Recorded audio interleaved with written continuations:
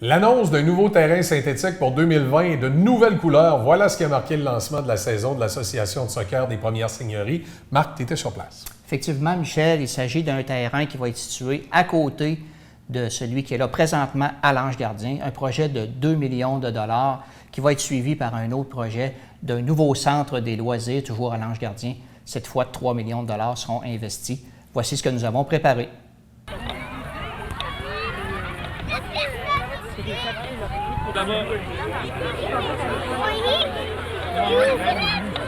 Je trouvais important de profiter de la journée aujourd'hui, qui est extraordinaire, avec plusieurs jeunes de la Côte de Beaupré de l'île d'Orléans, pour annoncer ou donner des nouvelles où on était rendu dans la réalisation du terrain de soccer synthétique, du futur terrain de soccer synthétique.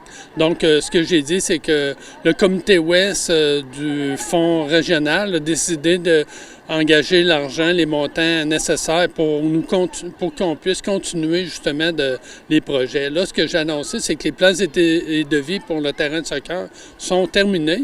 Dans les prochains jours, on va aller en appel d'offres public parce que c'est des montants assez impressionnants pour un équipement de cette envergure-là. On parle d'un estimé de 2 millions de dollars là, pour un terrain de soccer synthétique. C'est sûr que ça comprend tout, mais quand même, je pense que pour les jeunes qu'on a, ça vaut la peine.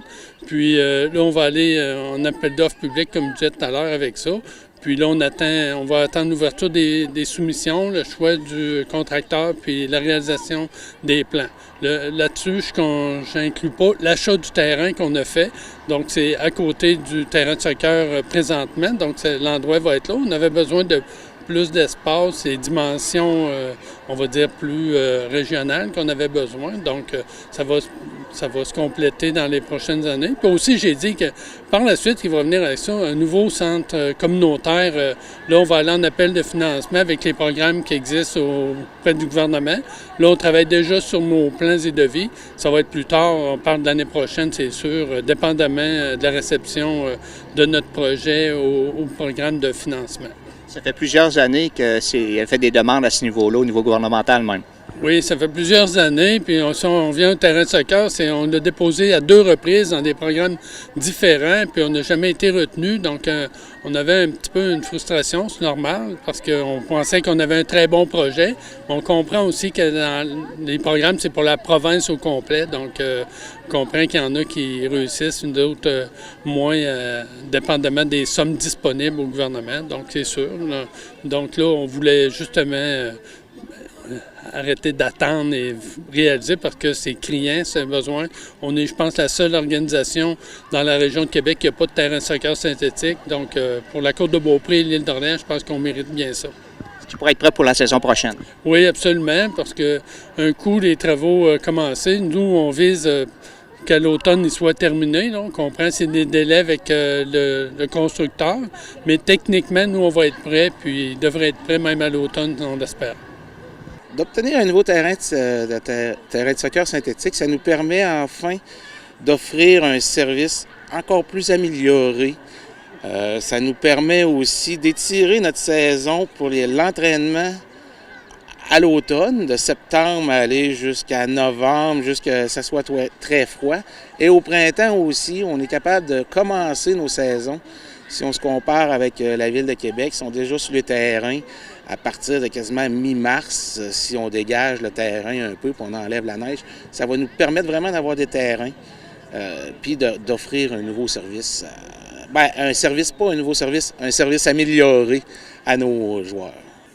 Alors, Monsieur Lachance, la municipalité de l'Ange Gardien a fait des demandes au niveau gouvernemental, mais de votre côté, vous avez aussi collaboré pour l'avènement du nouveau terrain de soccer synthétique. Oui, effectivement, la municipalité nous a approchés. On a tout dit nos besoins qu'on avait en frais de terrain, en dimension, en infrastructure. En plus, on commençait déjà à nous parler du nouveau projet avec le centre des loisirs, nouveau centre des loisirs, qu'on aurait des bureaux à l'interne. Ça va nous aider énormément dans notre offre de services, bien entendu, puis faciliter tout le travail de tous nos bénévoles qui peuvent. C'est bien. Merci, M. Lachance. Merci. Madame Gariepi, quelles sont les nouveautés qui marquent la 8e saison de l'Association de soccer des Premières Seigneuries? Alors, tout premièrement, il y a le nouveau chandail, le nouvel uniforme du joueur, donc le chandail bleu et gris avec sa petite touche de vert fluo.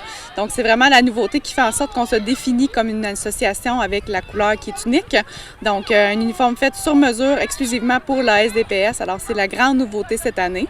Il y a le terrain synthétique qui s'en vient, nos équipes de novices qui sont encore là cette année en grand nombre toujours, qui réunit tous les jeunes sur la côte de Beaupré. Nos équipes régulières, on est rendu à 800 inscriptions cette année, donc de 4 ans à 35 ans. Donc, on a 800 personnes sur la côte qui s'amusent et qui portent fièrement les couleurs de la SDPS. Vous avez un nouveau slogan? Oui, donc plus fort ensemble, on est là beaucoup pour travailler ensemble, faire en sorte qu'on se rend au point B, tout le monde ensemble en mettant les efforts, autant des bénévoles que du conseil d'administration, que des jeunes, des entraîneurs, de l'équipe technique, l'équipe des employés.